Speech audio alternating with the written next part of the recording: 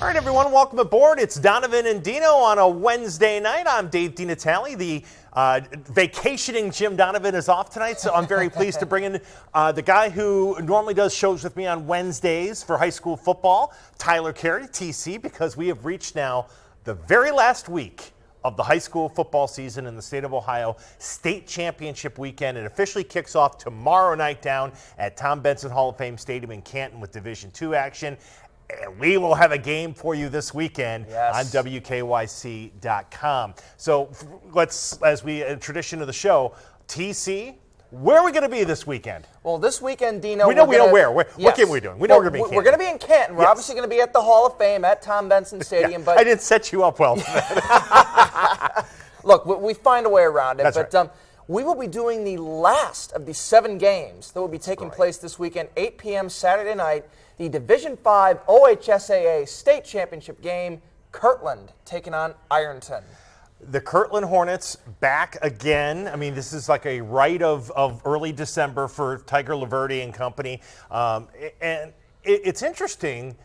They were in Division VI last year. They've won a couple of Division VI titles, but it's not like they're not used to winning in Division V either. Their first one was in Division V way back in 2011 before they added the 7th division a couple of years later. So, and it is, you and I have talked about this, how amazing it is, how they move up a division, which is supposed to be tougher, quote unquote, hasn't made a difference. I think they've outscored their opponents like 576 to 90 is what I've looked up. So, if anything, I mean, at least in terms of the road to the state championship, they had nothing in their path like last year when we had that game against Mogador when they were the Mogador team. I mean, there's been nothing like that.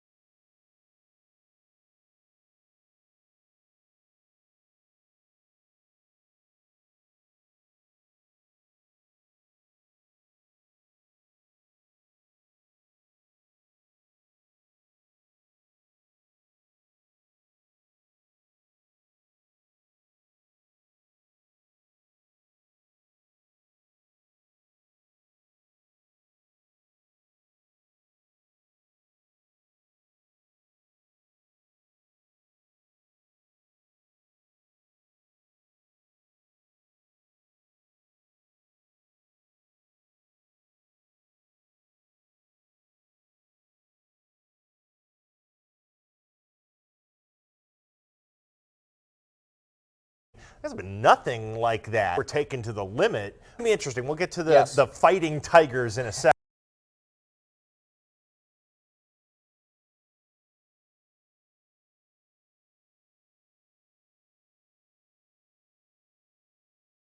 The other night, against Avon, and the Massillon that, was undisciplined and made mistakes and didn't play very well and struggled against Barberton for 2.5 quarters. If you get option A, if you get the good Massillon, I think Nate Moore is going to be hoisting a trophy with his team tomorrow night. But I think if you get the team that gets penalized and has problems, that's going to make it tough for them. The motivation is there. We know how good this Massillon team is. We know about Longwell, Ballard. Even Keys didn't play last week, and his replacement runs for 4 touchdowns. It was amazing. The motivation to finally shed that label of paper champions, because 24 state championships, all of them in the Pole era or even before the Pole era. The richest tradition of any team in the state of Ohio when it comes to, when people talk about high school football in Ohio, what's the first thing they talk about? Massillon. Love him or hate him. Love him or hate him. They talk about Massillon. Even before, I know some of you St. Edwards people or St. Ignatius people are like, wait a minute. No. I mean, it's generally Massillon. It's the rivalry. It's Massillon. It's McKinley. It's Chris Spielman on the Wheaties box. It's Paul Brown at Paul Brown Tiger Stadium. Earl Bruce, coach there. All that, gets talked about. Now it's their time, where, tradition's great, but now you got to find a way to win it. Because I don't think the situation's never been better for them to do it. We've said all year that if they're going to win it, this is the time. And from what I heard, and I couldn't confirm this, but there were people reporting that some of the Hoban fans and even coaches during the regional final game were yelling "paper champions" at the fans. Again, I don't know if that's true, but that label said they win tomorrow night, gone forever. Never have to hear it again. Nope. So here's your time, Tigers. You can take it if you want. If not, then we'll see what happens next year. But it's certainly going to be a fun game tomorrow. Yeah, it's Longwell, it's Ballard, it's Wilson Lamp, it's all that talent on offense, and they've got a terrific defense, Murphy and company. It's the stage is set for them, but they got to go get it done. Now, then on Friday, I should say, will be the first of the triple headers. You'll have the Division 6 title game early, then the Division 3 state championship game middle of the afternoon, and that will feature the Tigers with a Y, the Massillon Tigers. Mansfield Senior Tigers. The Mansfield Tigers. Mansfield Senior. Yes. Now, they're going for their second state championship, but like Massillon, this would be the first in the playoff era. Yes, and think about this. Mansfield Senior has not won a state championship since 1941. Wow. The United States had not yet entered World War II, the last time the Mansfield Tigers were considered the best in Ohio. And that year, that was before even the polls were a thing, they shared it with 2 other teams, including Massillon. But you count it. Back in those days, I have no problem with them counting that. But, they've really had to slog their way through this postseason, and that includes last week that great double overtime win over Aurora in that semifinal game. Angelo Goes, of course, has been their star. He's right now, he's probably the best cornerback, maybe defensive back in all of Ohio right now. He's going to Michigan State, also a very good running back. They've kind of been under the radar a little bit with all of these teams like Massillon and Menor and you name it, kind of overshadowing them. But now they've got that opportunity to kind of shed that label and get themselves back on the map. And they're going to face a team that seemingly is always a factor in Division III. We saw them last year against Kenston, Trotwood Madison. Absolutely. Trotwood Madison is one of these teams that has been very competitive in the past. They last won the state title in 2017. They're second of 2. Yeah. So it's going to be tough for Mansfield because they really haven't been here before, unlike the Rams. But I think with a player like Goes, they've got the ability to do it. Yeah, you have to kind of lean behind him, let him do his thing. But, I think the Tigers have an opportunity. And then, of course, the Division I championship game will be then in prime time on Friday night. Pickerington Central against Elder, I believe, right? And then that sets up Saturday, and I'd be remiss if we didn't bring up root for the Cubbies from Lucas. Yeah, and it's the only time I will permit singing that song. Yes, Division 7. Yes, Division 7, Lucas. Now, Dino, Lucas is a community in Richland County, so in our DMA, I want to stress that They get WKYC. So they turn on channel. They turn on 3 News. I mean, they get us. Amen. And we're going to give them their just due. This is a community of only 600 people. Lucas is. Now, they've got other surrounding communities that go to the high school, so it's not just Lucas, but when you're in D7, you know it's going to be the smallest of the small state championship, let alone in the poll or pre-poll era. They've never won it, and they've kind of had to really scratch and claw their way. They won by 1 point over McDonald in the first round. They beat Cuyahoga Heights for the regional championship, a very good Redskins team. And then last week against Harvest Prep, Riley Mounts catching the game-winning touchdown with less than a minute to go to give them in Canton playing for a title. Unfortunately, they're going to have to go against Marion Local, who again another team that's there every year. I mean, they've been state champions. I mean, they were runners up. I mean, they were runners up against Kirtland last year. Is that right? They were in D6 because they were in D6 and they dropped the division this year. Yeah. So they're going to be motivated. Good luck. So again, anything can happen in high school football. I am not going to discount the Cubs. I feel like they are capable of pulling this off, but you're going against those Flyers. Yeah.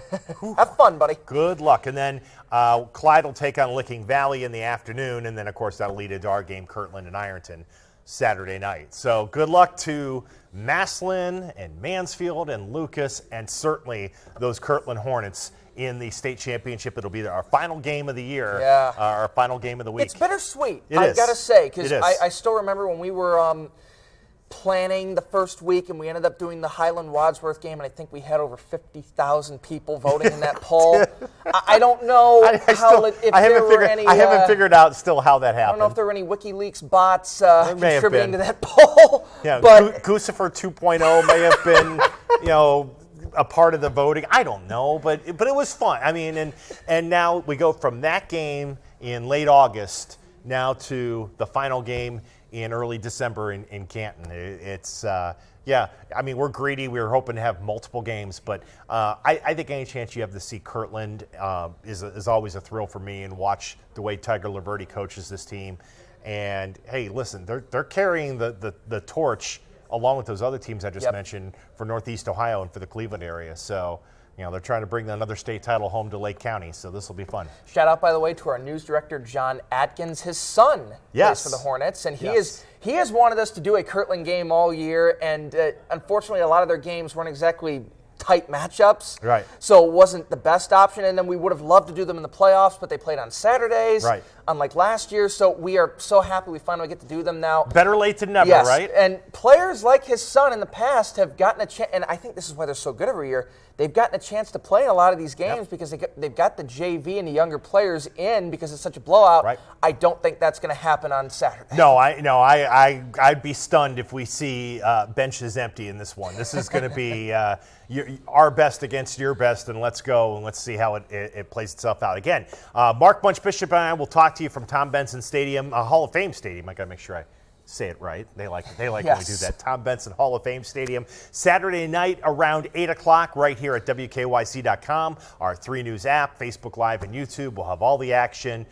Cannot wait. We'll keep you updated also on what happens with the Big Ten Championship game with Ohio State. Yes, it's going to be going on at the same time. I'll be feeding you That's another bittersweet thing for me. I'm not going to get to feed you guys scores like I have been this year. You've been Johnny on the spot this postseason this whole year. I always appreciate the shout-outs on the air. Thank you guys for that. But certainly I'll be keeping an eye on that Buckeye game. So go OSU, go Justin Fields, go Ryan Day, go Kirtland, go Northeast Ohio this weekend. That's right. All right, so again, it's Kirtland and Ironton. We'll see you on Saturday night down in Canton. All right, that'll do it for Donovan and Dino. For Tyler Carey, I'm Dave DeNatale. Thanks for watching right here on 3 News Facebook Live and YouTube. All right. Tried my best to be on top of my game since